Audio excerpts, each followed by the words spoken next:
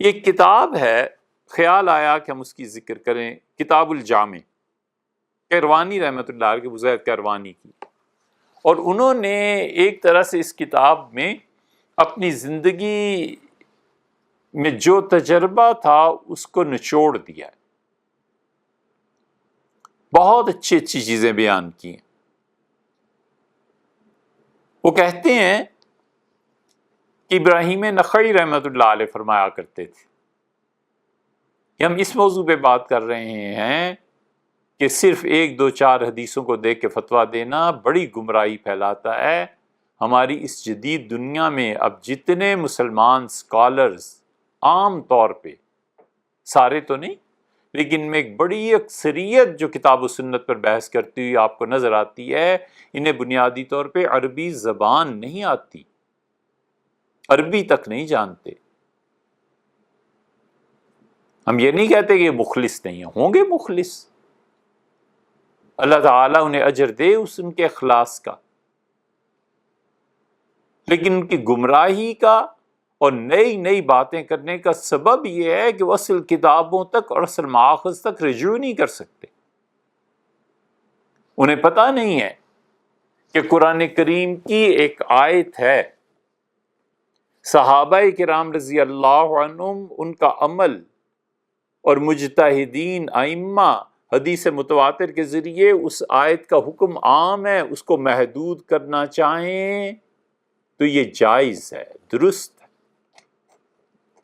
حدیث کی اتنی اہمیت ہے. اس کی مثالیں ہم آپ کے سامنے کسی دن عرض کریں گے. یہاں ابراہیم نخعی رحمۃ اللہ علیہ کا قول انہوں نے نقل کیا. ابراہیم نخعی رحمۃ اللہ علیہ کون تھے؟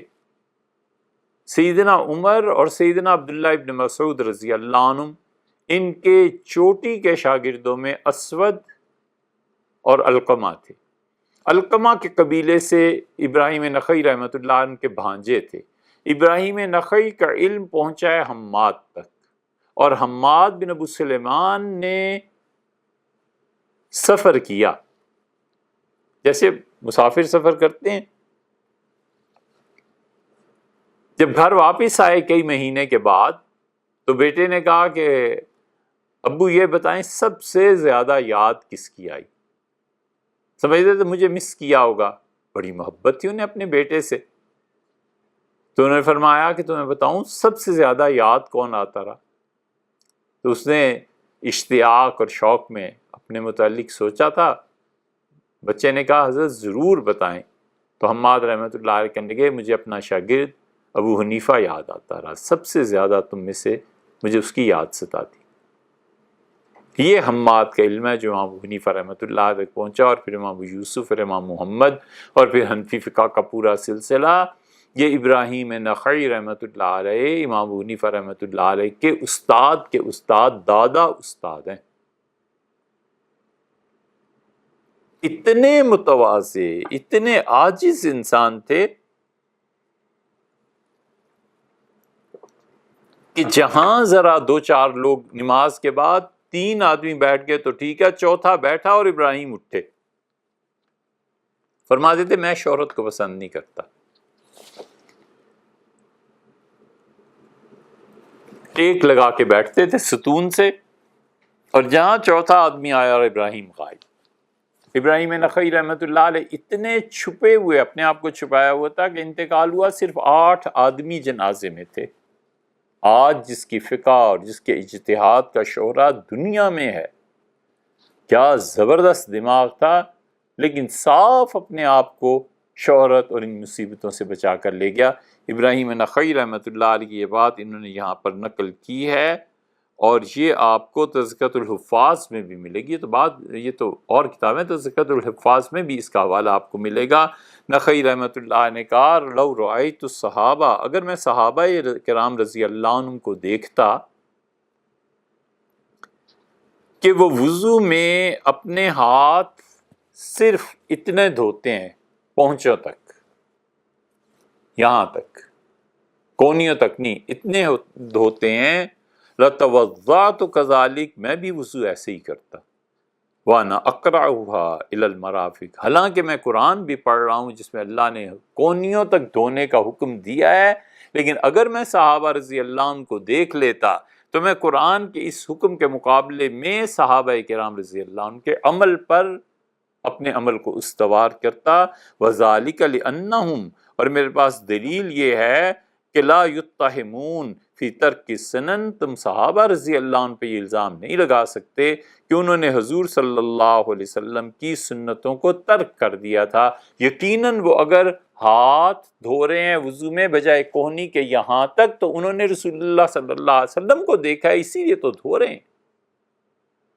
میں قرآن کی اس آیت کو چھوڑ دیتا، اس پہ عمل کرتا۔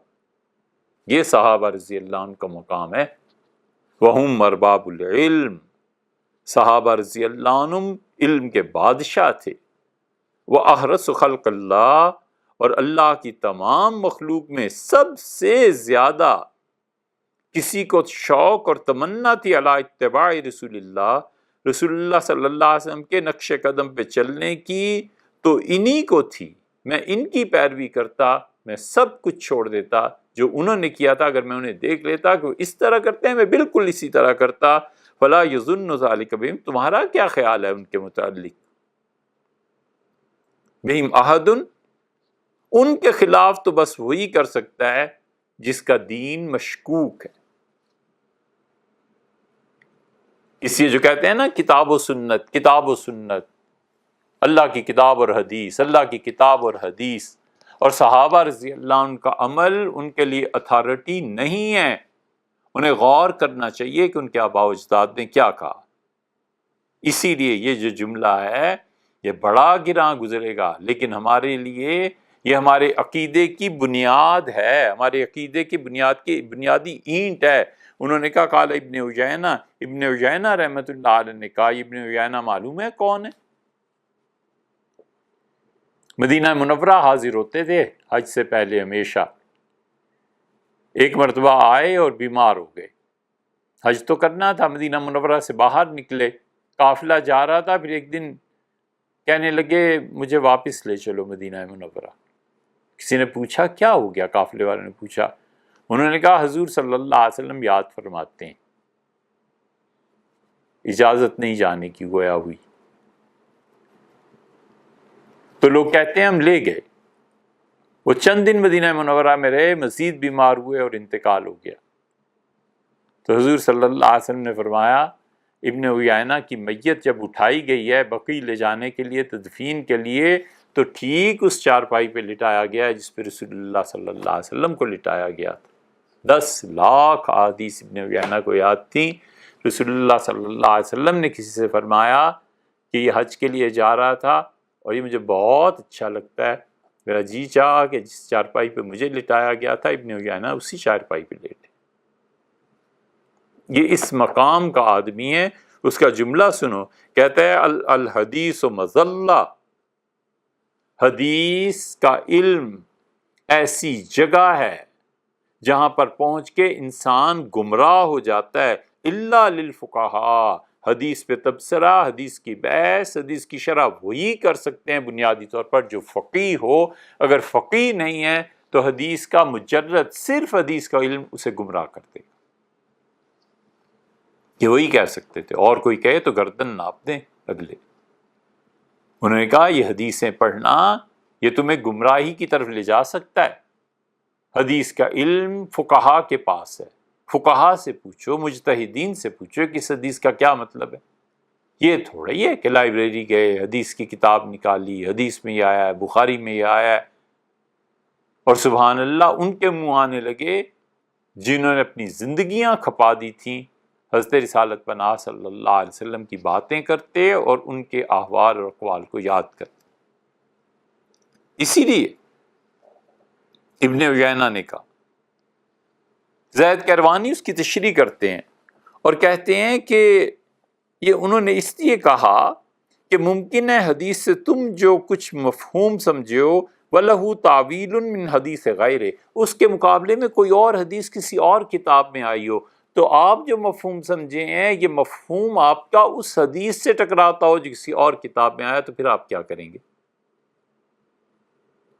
او دلیل، یا ان کے پاس کوئی ایسی دلیل ہو جو ڈائریکٹلی حدیث پڑھنے جا رہے ہو تمہارے پاس وہ دلیل نہ ہو، تم پہ چھپی ہوئی ہو اور ان کے لیے کھلی ہو۔